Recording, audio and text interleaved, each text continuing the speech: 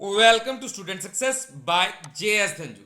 Students, आज के इस वीडियो में हम फंडामेंटल की सीरीज को आगे बढ़ाएंगे। इस सीरीज में हम 100 तक क्वेश्चंस पहले कर चुके हैं और जिन लोगों ने प्रीवियस 2 पार्ट्स को नहीं देखा वो प्रीवियस 2 पार्ट्स को इस वीडियो के डिस्क्रिप्शन से जाके देख सकते हैं। प्रीवियस वीडियोस में हमने 50-50 क्वेश्चंस डिस्कस किए हैं और यह वीडियो फंडामेंटल्स की सीरीज का थर्ड पार्ट है। Let's start with question number 101। The basic operations performed by a computer are. तो इनमें से कौन कौन से ऑपरेशंस हैं जो कंप्यूटर परफॉर्म करता है? तो इसका करेक्ट आंसर है option D, all of above. तो कंप्यूटर अर्थमेटिक ऑपरेशंस भी परफॉर्म करता है, लॉजिकल ऑपरेशंस भी परफॉर्म करता है एंड उन ऑपरेशंस के द्वारा दिए गए रिजल्ट्स को स्टोर भी करता है। तो ये देखिए, बेसिकली कंप्यूटर 5 ऑपरेशंस परफॉर्म करता है: input, output, process, storing and controlling. तो मैं इन पांचों ऑपरेशंस के बारे में आपको बता देता हूं। तो ये देखिए, सबसे पहले है इनपुट। तो कंप्यूटर से सबसे पहले इनपुट दी जाती है, उसके बाद प्रोसेसिंग होती है। तो प्रोसेसिंग में क्या क्या होता है? Arithmetic operations and logical operations, जो मैंने अभी अभी आपको बताया। उसके बाद बात करते हैं स्टोरेज की। तो इन रिजल्ट्स को कहां पे स्टोर किया जाता है? स्टोरेज डिवाइसेस में, जैसे सेकेंडरी स्टोरेज। एंड अगर आप कंट्रोल यूनिट की बात करो तो कंट्रोल यूनिट सारे के सारे ऑपरेशंस कैसे परफॉर्म होने हैं उन सभी चीजों को कंट्रोल करता है। एंड आफ्टर दैट ये सारे ऑपरेशंस के बाद आउटपुट भी प्रोवाइड करता है। तो आई थिंक अब आपको बेसिक ऑपरेशंस ऑफ कंप्यूटर समझ आ गए होंगे। Next question, the 2 major types of computer chips are. तो 2 मेजर टाइप की कौन कौन सी कंप्यूटर चिप्स हैं? तो इसका करेक्ट आंसर है option D, both B and C option. तो मेजर 2 तरह की चिप्स कंप्यूटर में यूज होती हैं: primary memory chip and microprocessor chip. अच्छा, इन दोनों चिप्स के बारे में आपको पता होना चाहिए, तो मैं 1 बाय 1 दोनों को एक्सप्लेन कर देता हूं। तो सबसे पहले बात करते हैं प्राइमरी मेमोरी चिप की। तो ये देखिए, प्राइमरी मेमोरी 2 पार्ट्स में डिवाइडेड है, रैम एंड रोम चिप। तो रैम में SRAM एंड DRAM होती है। SRAM की फुल फॉर्म होती है static random access memory and DRAM की फुल फॉर्म होती है डायनेमिक रैंडम एक्सेस मेमोरी। तो कई बार इनकी फुल फॉर्म्स भी कॉम्पिटिटिव एग्जाम्स में पूछ ली जाती है, तो इनके बारे में भी आपको पता होना चाहिए। उसके बाद आती है रोम। रोम आगे 3 पार्ट्स में डिवाइडेड है। तो फर्स्ट है PROM, जिसकी फुल फॉर्म होती है प्रोग्रामेबल रीड ओनली मेमोरी। उसके बाद है EPROM, इसकी फुल फॉर्म होती है erasable programmable read only memory. And last है EEPROM, तो इसकी फुल फॉर्म होती है electrically erasable programmable read only memory. तो इनकी फुल फॉर्म्स भी आपको पता होनी चाहिए। तो ये आती हैं प्राइमरी मेमोरी चिप्स में।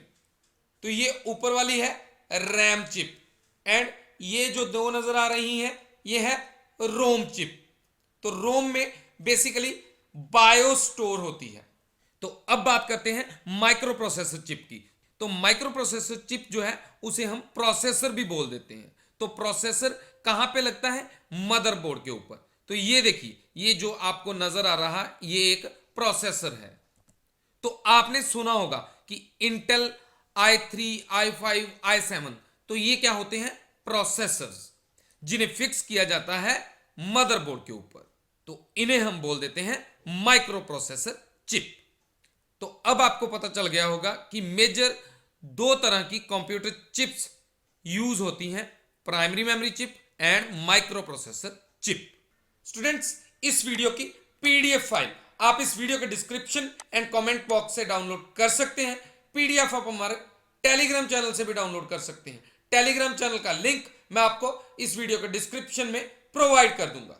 स्टूडेंट्स, नेक्स्ट क्वेश्चन को स्टार्ट करने से पहले मैं आप सबको एक चीज बोलना चाहूंगा कि स्टूडेंट्स, कभी भी आपने आज का काम कल पे नहीं डालना। जो इंसान आज का काम कल पे डालता है वह लाइफ में कभी ग्रो नहीं कर सकता। सो अगर आपने यह डिसाइड किया है कि मैंने इस काम को कंप्लीट करने के बाद ही सोने जाना है, तो आप उस काम को कंप्लीट करने के बाद ही सोने जाओ। इससे आपकी लाइफ में बहुत बड़ा चेंज आएगा और स्टेप बाय स्टेप आप सक्सेस की ओर बढ़ते चले जाओगे। तभी तो कहते हैं मंजिल उन्हीं को मिलती है जो निरंतर चलते हैं, because consistency is the key to success. Next question, microprocessors as switching devices are for which generation? तो आपको सिंपली बताना है कि माइक्रो प्रोसेसर्स कौन सी जनरेशन में आए थे। तो इसका करेक्ट आंसर है ऑप्शन डी, फोर्थ जनरेशन। अच्छा, कंप्यूटर को चलाने के लिए एक माइक्रो प्रोसेसर की तो जरूरत होती ही है। तो माइक्रो प्रोसेसर कुछ इस तरह का नजर आता है। तो ये मदरबोर्ड के ऊपर लगता है। मैं अपने प्रीवियस वीडियोस में भी काफी बार आपको ये बता चुका हूं। तो माइक्रो प्रोसेसर फोर्थ जनरेशन में आया था। Next question, computer is free from tiresome and boredom we call it. तो जो कंप्यूटर है वो थकता नहीं है और कभी बोर नहीं होता, अपनी स्पीड से ही काम करता रहता है, उसकी स्पीड कभी भी कम नहीं होती। तो इस चीज को हम कंप्यूटर की कौन सी कैरेक्टरिस्टिक मानते हैं? तो इसका करेक्ट आंसर है option B, diligence. Unlike human, computer कभी भी नहीं थकता। तो कंप्यूटर की इस क्वालिटी या कैरेक्टरिस्टिक को हम डिलीजेंस बोलते हैं। तो आप यहां से भी देख सकते हो, it doesn't feel any fatigue और लैक ऑफ कंसंट्रेशन। चाहे कंप्यूटर से कितना भी काम करवा लो, वो कभी भी टायर्ड फील नहीं करता, ना ही उसकी कंसंट्रेशन कम होती है। जैसे ह्यूमन बींग्स कुछ चीजें भूल सकते हैं, लेकिन कंप्यूटर कुछ भी भूल नहीं सकता। जितना मर्जी काम आप चाहो आप कंप्यूटर से करवा सकते हो, वह सेम स्पीड से सारे के सारे काम करेगा। और इसके साथ साथ ही इसकी एक और कैरेक्टरिस्टिक है कि computer performs millions of tasks at the same time और कंप्यूटर कंसिस्टेंटली एंड एक्यूरेटली सारे के सारे रिजल्ट्स प्रोवाइड आपको करता है। Next question, which of the following IC was used in third generation of computers? तो आईसी की कौन सी टेक्नोलॉजी थर्ड जनरेशन में आई थी? तो इसका करेक्ट आंसर है option D, both A and B, SSI and MSI. तो चलिए मैं आपको बड़े अच्छे से इसको एक्सप्लेन कर देता हूं। तो थर्ड जनरेशन की बात हुई है, तो थर्ड जनरेशन में सबसे पहले तो मैं बता दूं कि आईसी इंट्रोड्यूस हुए थे। तो आईसी की सबसे पहले आपको फुल फॉर्म पता होनी चाहिए। तो आईसी की फुल फॉर्म होती है इंटीग्रेटेड सर्किट्स। तो थर्ड जनरेशन में एसएसआई एंड एमएसआई टेक्नोलॉजी आई थी। तो एसएसआई की फुल फॉर्म भी मैं आपको बता देता हूं। तो एसएसआई की फुल फॉर्म होती है स्मॉल स्केल इंटीग्रेशन, एंड उसके बाद आती है एमएसआई। तो एमएसआई की फुल फॉर्म होती है मीडियम स्केल इंटीग्रेशन। अच्छा, एसएसआई की अगर हम बात करें तो एसएसआई में सिर्फ थोड़े से ट्रांजिस्टर्स यूज हुए थे, means small number of transistors, तभी तो इसे स्मॉल स्केल इंटीग्रेशन बोला गया है। उसके बाद अगर हम बात करें जब हंड्रेड्स ऑफ ट्रांजिस्टर्स एक चिप के ऊपर यूज हुए तो उसे बोला गया मीडियम स्केल इंटीग्रेशन। तो ये आपको पता होना चाहिए। उसके बाद एलएसआई एंड वीएलएसआई टेक्नोलॉजी भी इंट्रोड्यूस हुई फोर्थ जनरेशन में।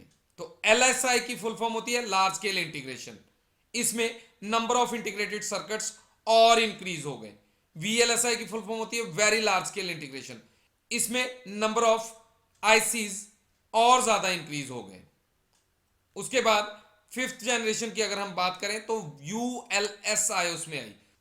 तो यूएलएसआई की फुल फॉर्म होती है अल्ट्रा लार्ज स्केल इंटीग्रेशन। तो नंबर ऑफ आईसीज इसमें और इंक्रीज हो गए। तो ये सारी की सारी आईसी से रिलेटेड इंफॉर्मेशन आपको पता होना चाहिए। अगर क्वेश्चन आए कि फोर्थ जनरेशन में कौन सी टेक्नोलॉजी आई तो एलएसआई एंड वीएलएसआई। अगर फिफ्थ जनरेशन की बात करी जाए तो यूएलएसआई एंड आर्टिफिशियल इंटेलिजेंस इसमें आई थी। और फर्स्ट जनरेशन में vacuum tubes and valves, second generation में ट्रांजिस्टर्स इंट्रोड्यूस हुए थे।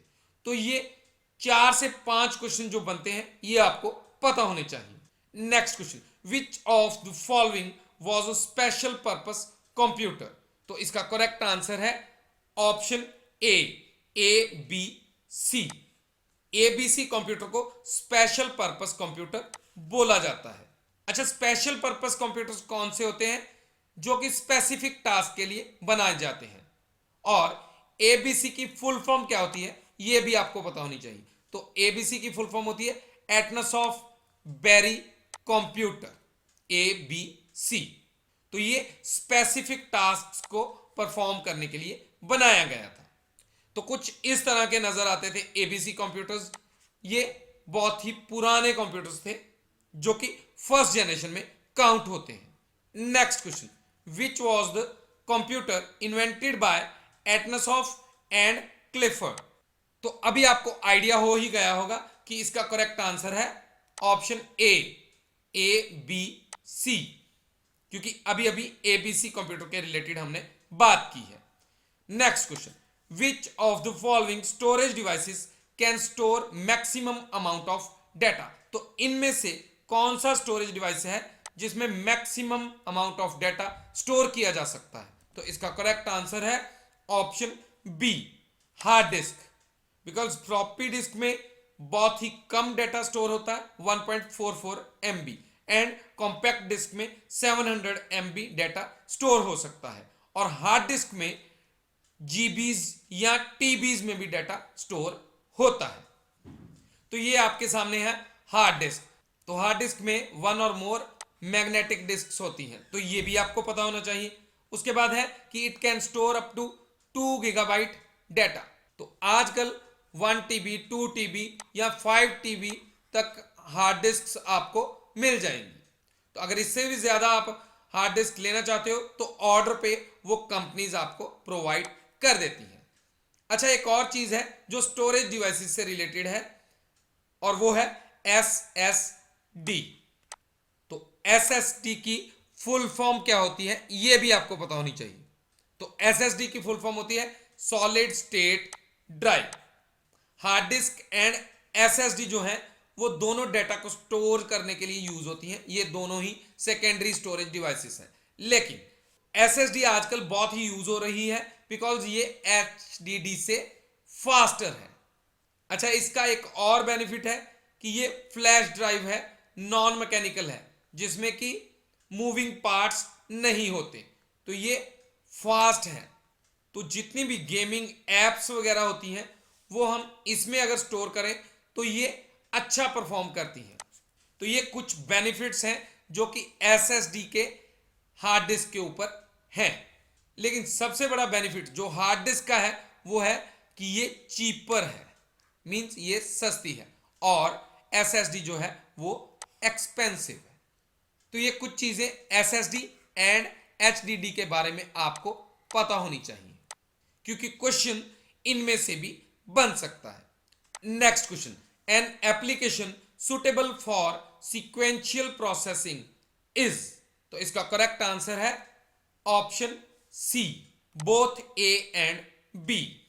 तो वो कौन सी एप्लीकेशन है जो सीक्वेंशियल प्रोसेसिंग के लिए यूज होती है? Processing of grades and payroll processing. तो ये दोनों ही यूजफुल हैं सीक्वेंशियल प्रोसेसिंग के लिए। Next question, the digital computer was developed primarily in? तो डिजिटल कंप्यूटर कहां पे इंट्रोड्यूस हुआ था या डेवलप हुआ था? अच्छा, आपको एक चीज पता होनी चाहिए कि जितनी भी कंप्यूटर की इन्वेंशंस हुई हैं वो मोस्टली USA में, यूनाइटेड स्टेट्स ऑफ अमेरिका में हुई हैं। तो इसका करेक्ट आंसर है ऑप्शन सी, USA।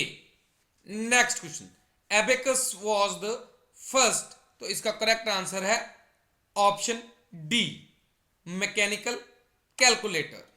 अच्छा, इसके बारे में मैं प्रीवियस लेक्चर में भी बता चुका हूं कि एबेकस कुछ इस तरह की मशीन होती थी जो कि कैलकुलेशंस के लिए यूज होती है। तो एबेकस को काउंटिंग के लिए, कैलकुलेशंस के लिए यूज किया जाता था। अच्छा, एबेकस को किसने इन्वेंट किया था यह भी आपको पता होना चाहिए। तो टिम क्रैनमर ने एबेकस को इन्वेंट किया था। तो क्रैनमर एक ब्लाइंड पर्सन था, इसीलिए उसने इस मशीन को कैलकुलेशन पर्पस के लिए इन्वेंट किया था। तो ब्लाइंड पीपल जो हैं वो अभी तक इस मशीन को यूज करते हैं कैलकुलेशन पर्पस के लिए। तो it was the biggest achievement of Tim Cranmer. Next question, if in a computer 16 bits are used to specify the address in RAM, the number of addresses will be. तो पहले मैं इसका answer बता देता हूं, उसके बाद मैं आपको बता देता हूं कि आपने कैसे कैलकुलेट करना है। तो इसका करेक्ट आंसर है ऑप्शन बी, 65,536। तो ये देखिए, आपने 2⁻16 मतलब 16 बिट्स लिख दिया, और इसको जब आप कैलकुलेट करोगे तो इसका आंसर 65,536 ही आएगा। तो 0 से लेके 65,535 एड्रेसेस हो सकते हैं। Next question, the first computer introduced in Nepal was. तो इसका करेक्ट आंसर है ऑप्शन बी, IBM 1401। अच्छा, एक चीज और इस कंप्यूटर के बारे में आपको पता होनी चाहिए कि ये कौन सी जनरेशन को बिलोंग करता है। तो ये सेकंड जनरेशन कंप्यूटर है। कई बार ये क्वेश्चन भी कॉम्पिटिटिव एग्जाम्स में पूछ लिया जाता है। Next question, which was the most popular first generation computer. तो इनमें से most popular first generation computer कौन सा था। तो इसका करेक्ट आंसर है ऑप्शन ए, IBM 650। ये कुछ क्वेश्चंस हैं जो कि पेट इसी तरह से पूछे जाते हैं और आपको इनके बारे में पता होना चाहिए। Next question, which is considered direct entry input device. तो इसका करेक्ट आंसर है option D, all of above. तो डायरेक्ट एंट्री इनपुट डिवाइस हम किसे बोलते हैं। तो ऑप्टिकल स्कैनर से भी डायरेक्टली इनपुट दी जा सकती है कंप्यूटर को, माउस एंड डिजिटाइजर से भी, एंड लाइट पेन से भी। तो इसका आंसर होगा all of above. Mouse, track ball, ये टच स्क्रीन, डिजिटल कैमरा, तो ये सारे क्या हैं, direct entry input devices. Next question, mnemonic a memory trick is used in which of the following language. तो निमोनिक कोड्स कहां पे यूज होते हैं, कौन सी लैंग्वेज में यूज होते हैं। तो इसका करेक्ट आंसर है ऑप्शन बी, असेंबली लैंग्वेज। तो मैं आपको हिंट सा दे देता हूं, जैसे add ADD, subtract SUB, multiply MUL। तो इस तरह के वर्ड से हमें पता चलता है कि ऐड कर रहे हैं, सब्ट्रैक्ट कर रहे हैं, मल्टीप्लाई कर रहे हैं, तो इन्हें बोला जाता है निमोनिक्स। तो ये असेंबली लैंग्वेज में यूज होते हैं। तो असेंबली एक लो लेवल सिंबॉलिक लैंग्वेज है, ये भी आपको पता होना चाहिए। जैसे मैंने अभी अभी आपको एग्जांपल दी, add, multiply, subtract, move etcetera. तो कुछ इस तरह के छोटे छोटे वर्ड्स जो कैलकुलेशंस के लिए यूज किए जाते हैं वो निमोनिक्स कहलाते हैं। तो ये है निमोनिक्स की list. Next question, which generation of computer is still under development. तो कौन सी जनरेशन है कंप्यूटर की जो अभी तक डेवलपमेंट में है। तो इसका करेक्ट आंसर है ऑप्शन सी, 5th जनरेशन। तो अभी तक 5 जनरेशन ही कंप्यूटर की आई है और ये लास्ट जनरेशन है जो कि अभी भी डेवलपमेंट में है। अच्छा, ये जो 5th जनरेशन है वो आर्टिफिशियल इंटेलिजेंस से एसोसिएटेड है, जैसे वॉइस रिकॉग्निशन, फेस रिकॉग्निशन। तो ये सारी चीजें कौन सी जनरेशन की हैं, 5th जनरेशन की। Next question, from which generation operating systems are developed. तो इसका करेक्ट आंसर है ऑप्शन सी, 3rd जनरेशन। तो ऑपरेटिंग सिस्टम 3rd जनरेशन में आए थे। तो ये बहुत ही इंपॉर्टेंट है, इसका आपको पता होना चाहिए। अच्छा, 3rd जनरेशन 1965 से 1971 तक रही थी, तो आपको इनके ईयर्स भी पता होने चाहिए। तो ऐसे ही आप बाकी जनरेशन के भी ईयर्स देख सकते हो। तो 3rd generation computers ICs use करते थे, जो कि अभी अभी मैं आपको बता चुका हूं, जिसमें मैंने आपको बताया था कि SSI एंड MSI टेक्नोलॉजी जो है वो 3rd जनरेशन में आती है। तो सिंगल IC पे आप बहुत सारे transistors, resistors and capacitors use कर सकते हो। Next question, a computer consists of, तो इसका करेक्ट आंसर है ऑप्शन डी। कंप्यूटर में सीपीयू होता है, सीपीयू की फुल फॉर्म होती है सेंट्रल प्रोसेसिंग यूनिट। फिर कंप्यूटर में मेमोरी भी होती है, तो इनपुट एंड आउटपुट यूनिट भी होते हैं। जैसे यहां पे भी मैंने बताया था, यहां पे इनपुट दी जाती है इनपुट डिवाइसेस से, यहां पे आउटपुट ली जाती है आउटपुट डिवाइसेस से, और ये है सीपीयू। ये सारे पार्ट को हम बोलते हैं सीपीयू।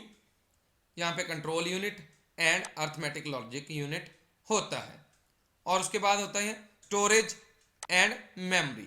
तो प्राइमरी मेमोरी जो है उसे मेमोरी बोल देते हैं, एंड सेकेंडरी मेमोरी जो है उसे स्टोरेज बोल देते हैं। तो कंप्यूटर में इनपुट डिवाइसेस भी होते हैं, सीपीयू भी होता है, आउटपुट डिवाइसेस भी होते हैं, मेमोरी भी होती है। तो all of above is correct answer.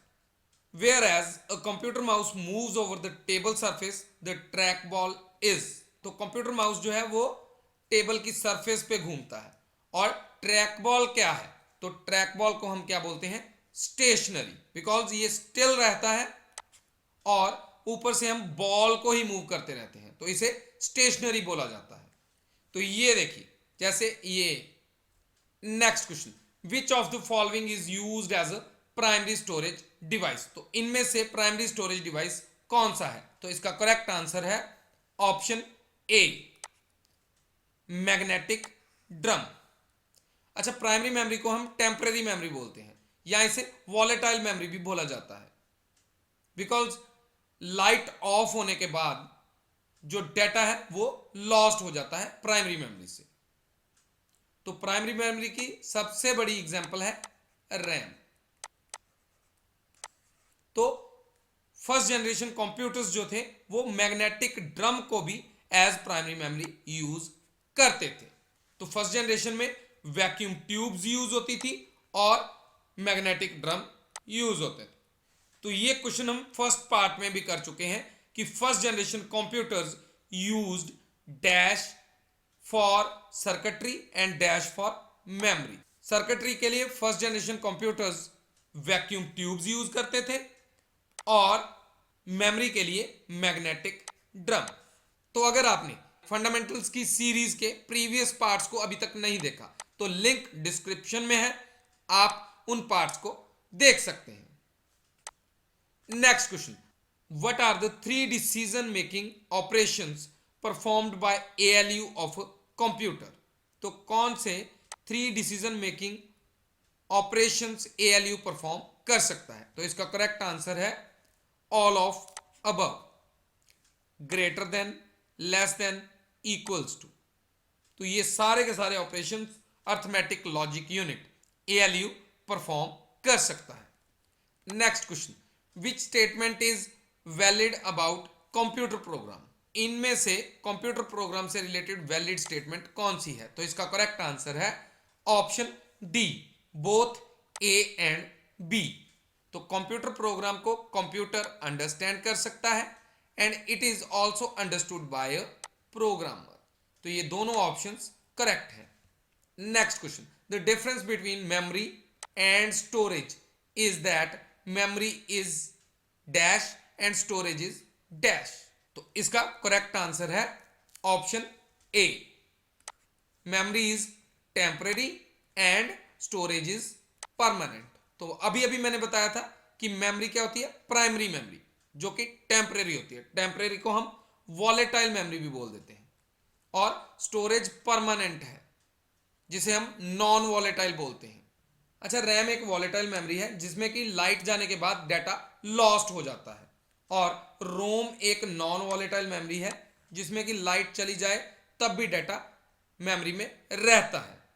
अच्छा, ये दोनों ही वैसे तो प्राइमरी मेमोरी में आती है। अच्छा, अगर आप परमानेंट मेमोरी की बात करो तो सेकेंडरी स्टोरेज को हम परमानेंट मेमोरी बोलते हैं। तो सेकेंडरी स्टोरेज में जैसे आप hard disk as example use कर सकते हैं। Next question, which of the following is not an electronic computer, तो इसका करेक्ट आंसर है option B, A B C. तो ये जो ए बी सी कंप्यूटर है, मैंने अभी अभी आपको इसकी फुल फॉर्म भी बताई है। तो एबीसी की फुल फॉर्म क्या थी? एटनस ऑफ बैरी कंप्यूटर। तो एटनस ऑफ बैरी कंप्यूटर जो है वो इलेक्ट्रॉनिक कंप्यूटर नहीं है। बाकी इनायक, यूनिवैक एंड एडवैक, तो ये तीनों जो हैं वो इलेक्ट्रॉनिक कंप्यूटर है। Next question, which of the following is the first computer to use stored program concept? तो इसका करेक्ट आंसर है ऑप्शन सी, एडसैक। अच्छा, एडसैक की फुल फॉर्म आपको पता होनी चाहिए। तो एडसैक की फुल फॉर्म होती है electronic delay storage automatic calculator या फिर कंप्यूटर। इनमें से सिर्फ एक ही वर्ड वहां पे अवेलेबल होगा। ये ऑप्शंस में दोनों वर्ड्स नहीं आ सकते। तो इनमें से कोई भी वर्ड हो आप उस पर टिक कर सकते हो। अच्छा, एडसैक को इन्वेंट किसने किया था? तो उस पर्सन का नाम था मॉरिस विल्किस। तो ये क्वेश्चन भी कई बार पूछ लिया जाता है। Next question, machine language is, तो इसका करेक्ट आंसर है option D, all of above.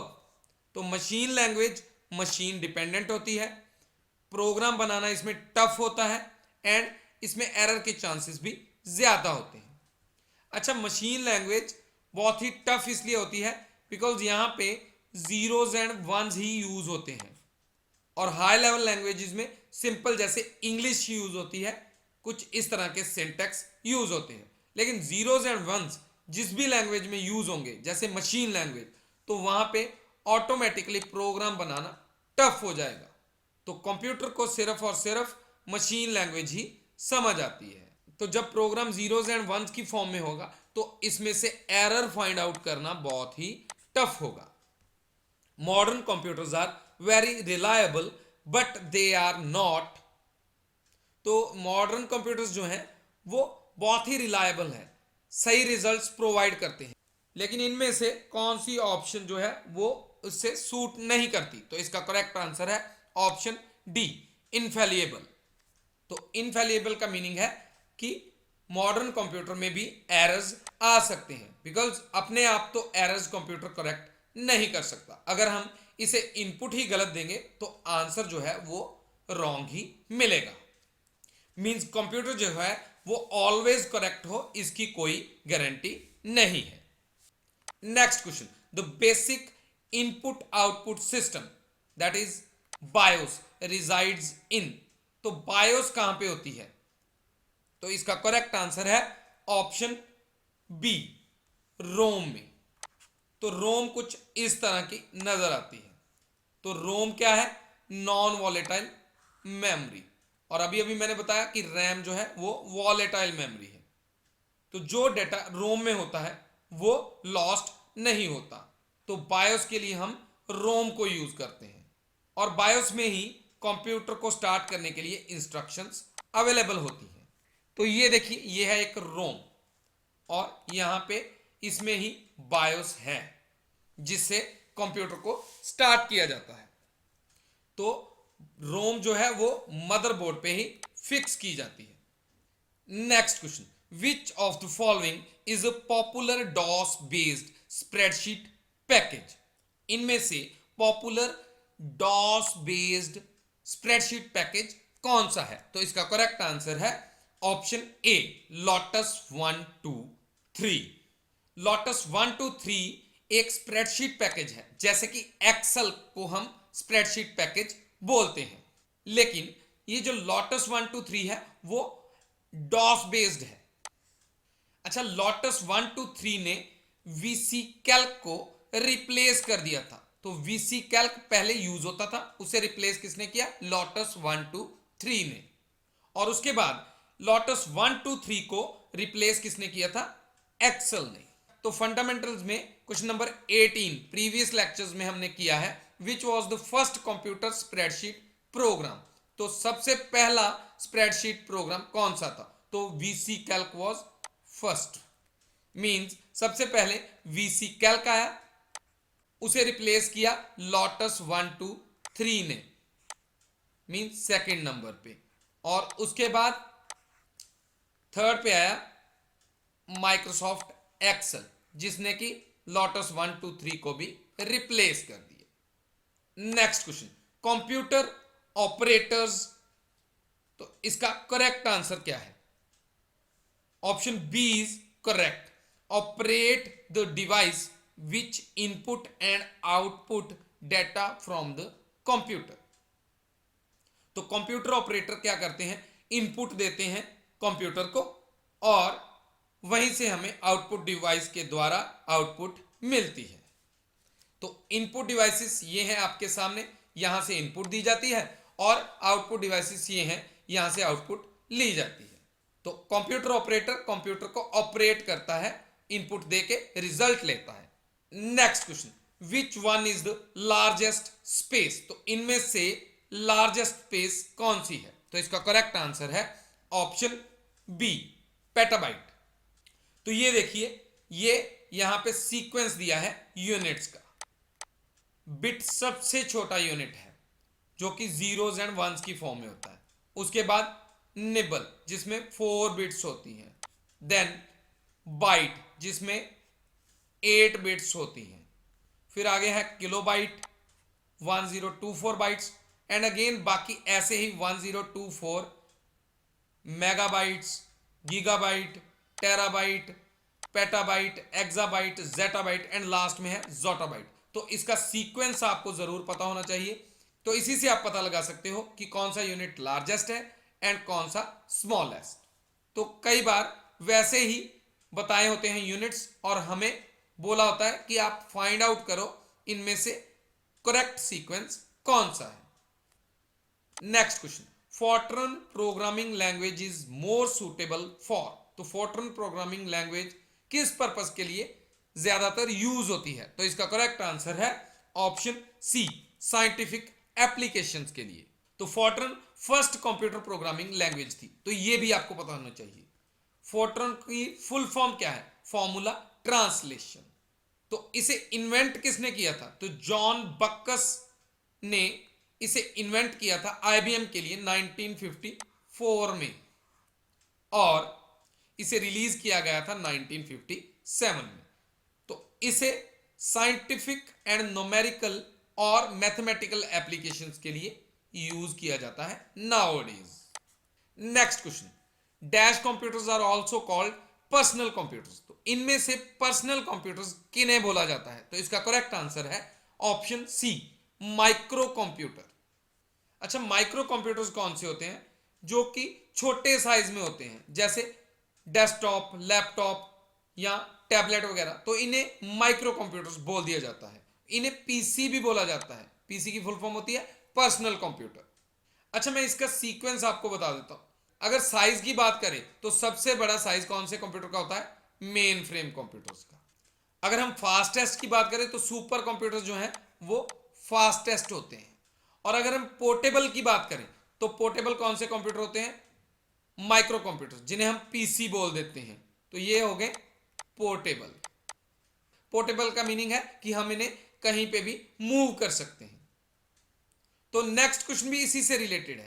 One computer that is not considered portable is? तो इसका करेक्ट आंसर है ऑप्शन ए, मिनी कंप्यूटर। तो मिनी कंप्यूटर जो है इनका भी साइज जो है वो बड़ा होता है, ये पोर्टेबल नहीं होते। और ये लैपटॉप एंड नोटबुक कंप्यूटर ये पोर्टेबल हैं, और ये कौन से हैं? Micro computers. Next question, which is the largest computer? तो लार्जेस्ट कंप्यूटर कौन सा है? तो अभी अभी मैंने बताया, इसका करेक्ट आंसर है ऑप्शन ए, मेन फ्रेम कंप्यूटर। जो फर्स्ट जनरेशन कंप्यूटर्स होते थे वो सारे मेन फ्रेम कंप्यूटर्स ही होते थे, क्योंकि इनका साइज बहुत बड़ा होता था। Next question, what is required when more than one person uses a central computer at the same time? तो इसका करेक्ट आंसर है ऑप्शन डी, टर्मिनल। तो ये कुछ इस तरह के होते हैं टर्मिनल कंप्यूटर्स। तो ये सेंट्रल कंप्यूटर के साथ कनेक्टेड होते हैं, यहां पे सारा का सारा डेटा स्टोर होता है, और टर्मिनल से सिर्फ एंट्रीज की जाती हैं, सो दैट डिफरेंट टर्मिनल से हम काम कर सकें और एक ही जगह पे सेंट्रल कंप्यूटर पे डाटा जो है वो स्टोर हो सके। तो एक ही टाइम पे बहुत सारे पर्सन टर्मिनल से काम कर सकते हैं और डाटा जो है वो सेंट्रल कंप्यूटर पे स्टोर होता है। Next question, the personal computer industry was started by. तो पर्सनल कंप्यूटर इंडस्ट्री किसने स्टार्ट की थी, किस कंपनी ने? तो इसका करेक्ट आंसर है ऑप्शन ए, आईबीएम। तो पर्सनल कंप्यूटर जो कि आईबीएम के द्वारा बनाए जाते थे उन्हें हम क्या बोलते थे, आईबीएम पीसी। तो आईबीएम कंप्यूटर्स जो हैं वो डी फैक्टो स्टैंडर्ड पे बेस्ड होते थे।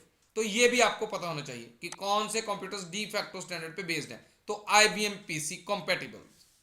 अच्छा, आईबीएम की फुल फॉर्म भी आपको पता होनी चाहिए। तो आईबीएम की फुल फॉर्म है International Business Machines. Next question, which is meant by dedicated computer. तो डेडिकेटेड कंप्यूटर्स कौन से होते हैं? तो इसका करेक्ट आंसर है option B, which is assigned one and only one task.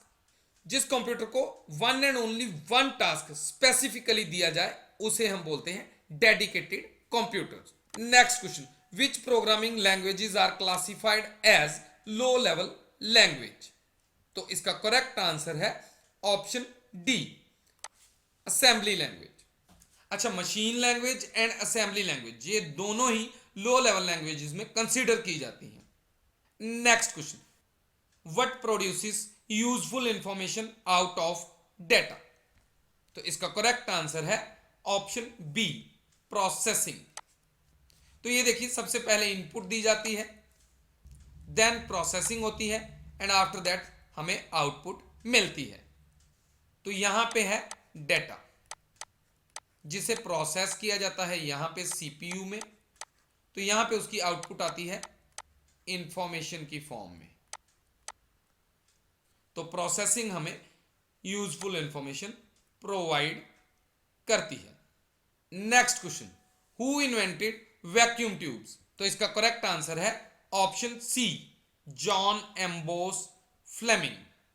अच्छा, ये है जॉन एम्बोस फ्लेमिंग जिन्होंने 1904 में वैक्यूम ट्यूब्स को इन्वेंट किया था। Next question, the earliest calculating devices are. तो इसका करेक्ट आंसर है ऑप्शन ए, एबेकस। ये है एबेकस। इसके बारे में मैं पहले भी बता चुका हूं कि इसकी हेल्प से कैलकुलेशंस परफॉर्म की जाती थी और आजकल भी जो ब्लाइंड पीपल हैं एबेकस की हेल्प से ही कैलकुलेशंस परफॉर्म करते हैं। Next question, which part of the computer is used for calculating and comparing. Calculation and comparing के लिए कंप्यूटर का कौन सा पार्ट यूज किया जाता है? तो इसका करेक्ट आंसर है ऑप्शन सी, एएलयू। एएलयू की फुल फॉर्म है अर्थमेटिक लॉजिक यूनिट। तो arithmetic logic unit calculation purpose के लिए यूज होता है, ये मैं पहले भी डिस्कस कर चुका हूं। अच्छा, एएलयू टू पार्ट्स में डिवाइडेड है, एयू एंड एलयू। एयू होता है अर्थमेटिक यूनिट एंड एलयू होता है लॉजिक यूनिट, और कंप्लीटली इसे बोला जाता है अर्थमेटिक लॉजिक यूनिट। तो एएलयू को कैलकुलेशंस के लिए, कंपैरिजंस के लिए यूज किया जाता है। Next question, the computer code for the interchange of information between terminals is. तो कौन सा कंप्यूटर कोड है जो इंफॉर्मेशन को इंटरचेंज करने के लिए यूज होता है टर्मिनल्स में? तो इसका करेक्ट आंसर है ऑप्शन ए, अस्काई। अच्छा, अस्काई की फुल फॉर्म क्या होती है? यह क्वेश्चन भी काफी बार एग्जाम्स में पूछा जा चुका है। तो American standard code for information interchange. तो किसी भी करैक्टर को न्यूमेरिकल फॉर्म में रिप्रेजेंट करने के लिए अस्काई कोड यूज किया जाता है। Next question, the term GIGO is related to. तो सबसे पहले मैं आपको गीगो की फुल फॉर्म बता देता हूं, गार्बेज इन गार्बेज आउट।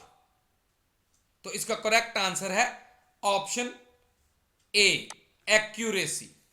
अच्छा, ये टर्म गीगो जो है वो एक्यूरेसी से रिलेटेड है। तो ये देखिए, सबसे पहले गीगो की फुल फॉर्म आपको पता होनी चाहिए। तो गीगो की फुल फॉर्म होती है garbage in garbage out. Means जैसी आप इनपुट दोगे वैसी ही आपको आउटपुट मिलेगी। अगर आप गलत इनपुट देते हो तो गलत आउटपुट मिलेगी, अगर आप सही इनपुट देते हो तो सही आउटपुट मिलेगी। तो गीगो एक्यूरेसी से रिलेटेड है। Next question, bit stands for, तो इसका करेक्ट आंसर है ऑप्शन ए, बाइनरी डिजिट। अच्छा, बिट की फुल फॉर्म हुई बाइनरी डिजिट, एंड जो बिट है वो स्मॉलेस्ट यूनिट है। तो मैंने अभी अभी बताया था थोड़ी देर पहले कि 0 एंड 1, तो ये क्या हो गए, बिट। तो 1 का मीनिंग होता है ट्रू एंड फॉल्स का होता है 0, और ऑन का मीनिंग होता है 1 एंड ऑफ का मीनिंग होता है 0। तो ये भी आपको पता होना चाहिए। तो ये चीज मैं पहले भी बता चुका हूं कि ये बिट जो है वो स्मॉलेस्ट यूनिट है, और सबसे बड़ा यूनिट कौन सा है, yottabyte. Next question, digital devices are, तो इसका करेक्ट आंसर है ऑप्शन ए, डिजिटल क्लॉक। तो ये देखिए, जो क्लॉक कुछ इस तरह की होती है उसे हम बोलते हैं डिजिटल क्लॉक। मींस नंबर्स या सिंबल्स जो डिस्प्ले करे वो डिजिटल क्लॉक होती है।